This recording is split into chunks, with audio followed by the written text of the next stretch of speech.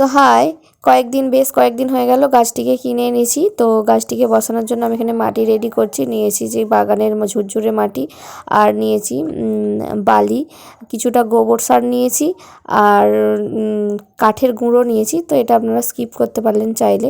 তো যেহেতু দ্বিতীয়প্রিয়া গাছটি একটি পার্মানেন্ট গাছ, তাই আমাকে ভালো করে বসাতে হবে। আর দিয়ে দিচ্ছি ডিমের খোসা গুঁড়ো। তো ভালো করে বসাতে হবে, সেই জন্য। আর ড্রেনিং সিস্টেমটা ঠিকঠাক করে করতে হবে, তার কারণ হচ্ছে যাতে জলটা ড্রেন হয়ে ভালো করে বেরিয়ে যেতে পারে। তো আমি ড্রেনিংয়ের জন্য দিয়েছি ওখানে খোলামকুচি দিয়েছি, গর্তের যে গর্তটা রয়েছে তার মধ্যে খোলামকুচি দিয়েছি, দিয়ে তার উপরে বালি দিয়ে মাটি দিয়ে তারপরে গাছটিকে দিয়েছি। আর গাছটির গোড়া থেকে কিছুটা মাটি আমি সরিয়ে ফেলে দিয়েছি, তার কারণ যাতে গাছটি সহজেই অন্য মাটি থেকে খাবারটা নিতে পারে।